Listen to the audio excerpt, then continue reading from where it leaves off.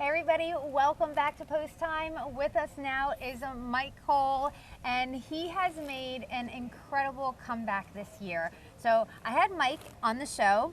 In 1999, you were on Post Time. In the beginning of 1999, like, you weren't even 20 years old yet. No. Do you remember that? Completely, because I didn't have gray hair then, so. Yeah. We talked about a horse named Rudder Tree.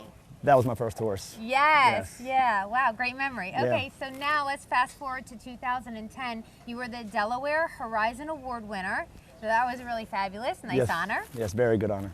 Now, all of a sudden then, it was like we didn't see you for 4 years. Like, it got slower and slower. And then, as far as driving and winning, okay, from 2010 to 2013. Then there's 2014, 2015, 2016, 2017. Like, a full 4 years, you didn't drive at all.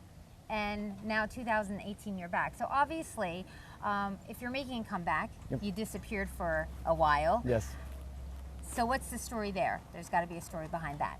Well, basically, I made some bad choices. Wasn't hanging around the right people, wasn't doing the right thing. I was finding excuses to not do the right thing.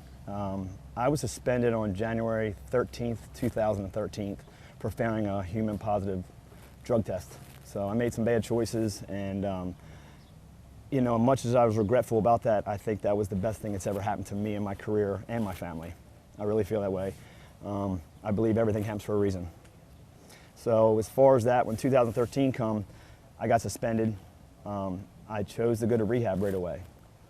I tell people all the time, you can go to many rehabs, you can do whatever you want, but until you're ready to make the right decision, you're not going to. I mean, point blank. I think I went to rehab twice that year. I came back and still was making horrible decisions. I wasn't allowed to go to the track. I was suspended in Delaware, which means I was suspended everywhere. I couldn't do nothing with the horses. So I had to find a way to make ends meet. When you make bad choices, you get a lot of mistakes that come with it. You know, you tend to go back to that crutch that you originally got you in trouble, so you don't have to deal or cope with the right reason, you know. And I found out the worse I kept getting, or the worse decisions, the less I saw my family, the less I saw my friends, and I was basically all by myself. Wow. So then when you said you are the one who has to decide Yes. that you want to change, 100%. where was the bottom for you? Was there just one day you said, this is it, like, I have to make a change? Or did something like drastic happen? I did all the rehabs, I did all the detoxes, I did everything. What I think was the final straw was everybody was so doubtful about you getting better. They were going to say, hey, you know, he's going to mess up again, so why let him back in our life? So I think the final straw was she was my fiance at the time, or girlfriend. I saw the last time I messed up, she videotaped me, and she played it back to me. Wow. Yeah.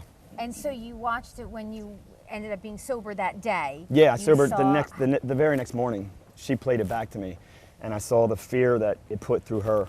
You know, so I realized how selfish I was being during those years. You know, I made it about me. I didn't have this, I didn't have that, or this is why I did that.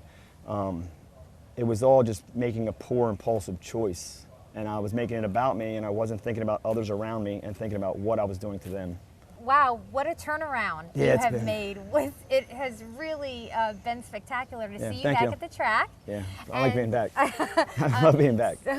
Obviously, that happened, the Yes. whole videotaping thing. So that changed your mind. Yep. But there's also, you have to replace, if you're addicted to something, you have to replace your addiction with something else, Yes, right? yes. So there's been a lot going on. You've replaced it with family, an amazing wife, fitness. Let's talk about everything. Let's talk family first, because we should mention you've got kind of a famous family in Delaware racing, right? Yeah, my family's the Dennises. My father's George Dennis. My grandfather was the late J.D. Dennis. My uncle's Eddie. They all got me in the horse business early. And, you know, I've noticed since I've fixed a lot of my issues and focused on making myself a better person, me and my father, George, have become like best friends. You know, we do everything together. We work together. You know, he gives me instructions on how to drive, tips, you know what I mean? Everything to make me a better horseman for everybody else. Very cool. I have an amazing wife, Annie Cole. I've known her since we were little, but she would never date me because I don't know how to say it on TV, but I wasn't proper boyfriend material, you know? I think that's a very good way to say it. So, like I said, the main thing I think, you know, getting my career back was a bonus. It was awesome. Like, I can't explain how humbling it is, the support that you get. But I think the main thing I've learned through those 5 years of hitting rock bottom and building your way up is how important family is, you know? So it's my days are filled with family, you know, spending time with my wife, and lots of fitness, lots of gym. And that's what I do. I do the same thing every day. So the fitness is now, I guess it's an addiction. It's something you wake up and you want to do and you want to be a part of. I follow Mike Cole on Snapchat. So here are these Snapchats at 4:30 in the morning going to the gym. Because you're doing gym, you're going to the barn, you're coming to race at night. So the gym starts early. You're getting that done in the morning. That's some people would say that that's mad. Well, crazy. Yeah. Right now I'm going to the gym twice a day. I have a competition in 61 days on August 4th. I decided to commit myself to that, and it's not about winning the trophy or anything like that. It's about just committing to something and completely doing the best you can for that. So right now I go to the gym from like 5 to 6 every morning. I go to the barn from 7 to 1. I go back to the gym from 2:30 to 4, and then I come straight here. We'll get back to like business here. We'll talk about driving a little bit. Now, when you get back in the bike, okay, you go behind the starting car. Yeah. How familiar, how weird is it when you compete again? When the Delaware Commission let me come back, they let me come back a little early to subject myself around all the people and be seen. I had to follow a couple conditions prior to getting my license back to drive. But when I got the time to get my license, get my drive, they required me to do 10 qualifying drives, just to show them I still had it or still had potential or whatever. The 10 qualifying drives were easy. It was my first race back with Happy Giggles, and it was the most nerve-wracking. Like, I forgot everything about driving. I felt like there was so much pressure because I felt like that first drive was going to be a statement for the rest of my future. If I looked bad behind the gate, made bad decisions, they're going to say 5 years hurt him. He's done, you know. So I just wanted to just do good behind that race. Right. Yeah. And it was a statement. It was, luckily, the grace of God, yes, it was. He won. Yeah. And you won the next race too, didn't yes, you? Yes. Yeah. Very cool. Thank you. Very good. Thank you. Now, during that time that you were off, Yep. and obviously I know you were in and out of rehab and things were going on, Yeah. not making good choices. You had to support yourself somehow. Yeah. What were you doing? I was cutting down trees for a buddy of mine, Ron Lockerman. He was the first one who gave me a chance, you know, and I made sure that I worked every day. I showed up, I was accountable. I paid all my debts every time I got paid, and didn't make it about me. My wife was very supportive during that time because all of my money was going to paying back old debts. I left Ron Lockerman's to sell cars. Okay. I sold cars for a year, and it was the hardest year of my life.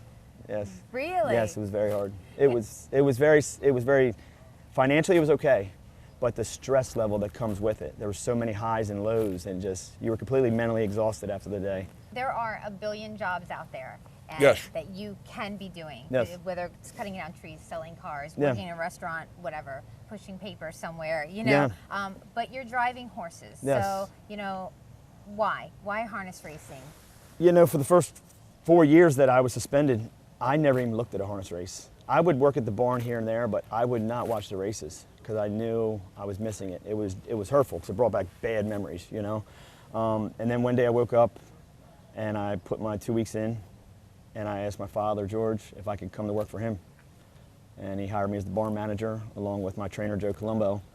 And I think we got up to 50 horses almost, maybe 45, including the babies and everything. So, yeah. So it's just something I like doing. I enjoy making people money, seeing owners happy. Their horse doesn't have to win. It's just if they come off the track and they have a smile on their face, you drove the best you could for what you had at that moment to make them happy. Very cool. Yeah. Oh, thank you, Mike, for being on the show. Thanks no problem. for Thank sharing you. Thank you for having me. the story because it was just incredible, and it's so glad to have you back. Thank you. I appreciate that. Thank you.